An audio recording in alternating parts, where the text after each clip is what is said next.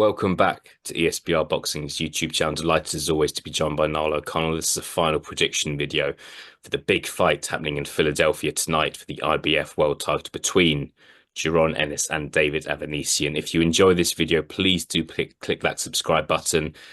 Subscribe to the channel. Look at all of our other content. We release content on pretty much a daily basis, whether it's fight previews, fight reviews, final predictions videos like this one, weigh-in reactions. We're all over the shop.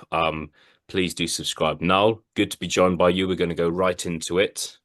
David Avanesyan, obviously kind of a late-ish replacement.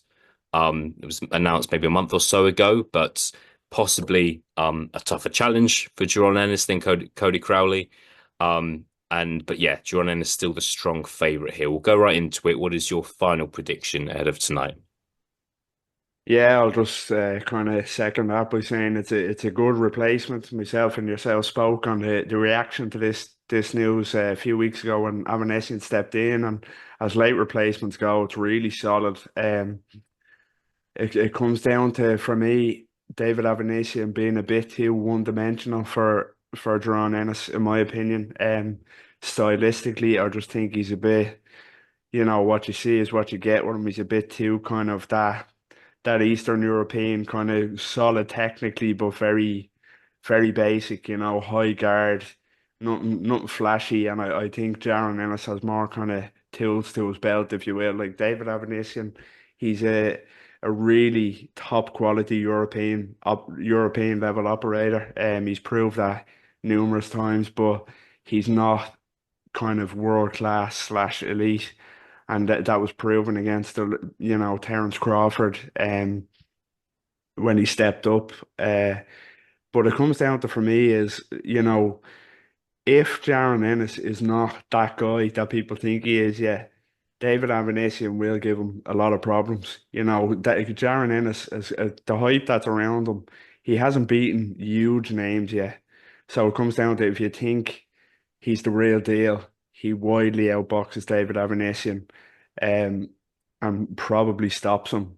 And I do think he's the real deal. So I've been struggling between a late stoppage or a points win. I think I might go late stoppage. After he's widely up on the cards, he's just way more versatile than David Avanesyan. So for me, a late stoppage round 10, I'd say for Jaron Ennis. But as I say, if Jaron Ennis isn't ready yet for that step up to world level, David Avanesyan will give him a hell of a night. So it'll be an intriguing fight. But yeah, I just think Jaron Ennis is a level above for me.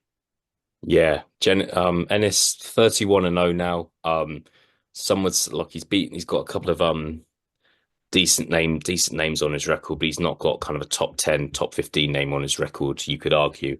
Avanesyan, he's kind of tried and tested, 35 years old now, but an exciting fighter. We kind of know all about him. Obviously, kind of had that fight against Josh Kelly a few years ago now.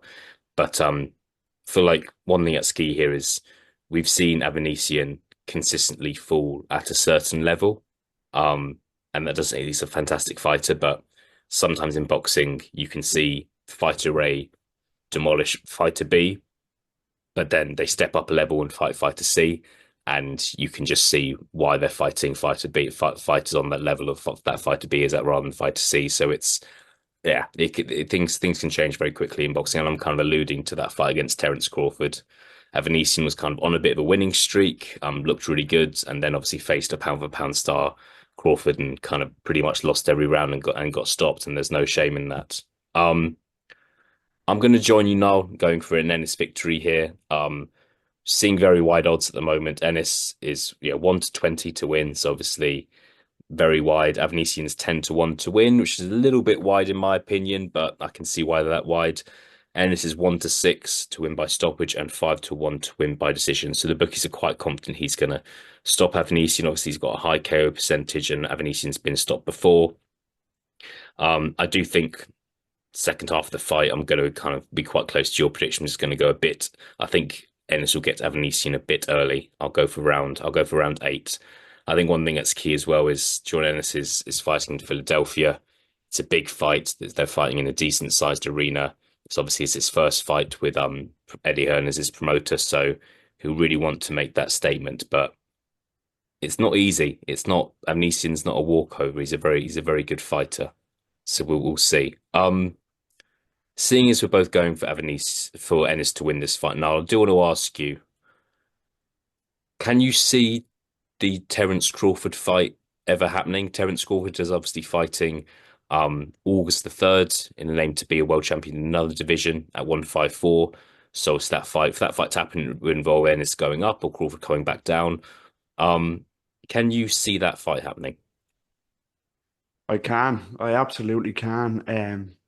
I don't know whether I'm speaking with more hope that it happens. I would love to see it, but I can't see it happening. I think it makes sense, even though Crawford now is up at 154. How long he'll stay there, I'm not sure after the Madrimov fight, which is a tough fight in itself. But I can see a case where um, where either Crawford comes back down or Ennis goes back up because the thing is now if you take out Stanionis, which I think Ennis would beat, there's no real competition for him in the welterweight division. The welterweight division has dried out an awful lot, so I think that the Terence Crawford fight will be a fight that they will look to make. Eddie Hearn, especially if he kind of I don't want to say they kind of get him when he's on the slide, but he's not getting any younger, Terence Crawford. And if he looks bad against Madrimov, I can think that they might be a bit more eager to make that fight. But yeah, I think just it makes a lot of money. It makes sense for both of them. So I can see it happening in the future. I really can. And as I said, Ennis could be getting them at the right time, but I would love to see that. It's a real kind of passing of the torch type of fight for me. The legend against the up and coming kind of few king and waiting, if you will. But yeah, I hope so. I can't see it happening though. I really can. Crawford would want it. Crawford would have no problem taking that fight, and Mhm. I think Ennis would have no problem taking it as well. Yeah, look, we live in hope, don't we? I am gonna back you. I'm gonna join you. I think it's a big possibility. I think it's a case that with Crawford, we're in the grand stages of his career now, and he wants the big fights, the big paydays. The fight against Madrimov, obviously being backed by Turkey Al Sheikh, being part of Riyadh season, is going to be a big fight money wise. The Errol Spence fight was a big fight money wise. So I think it's a case of what fights are going to bring in the most money. I think the Ennis fight is a big fight.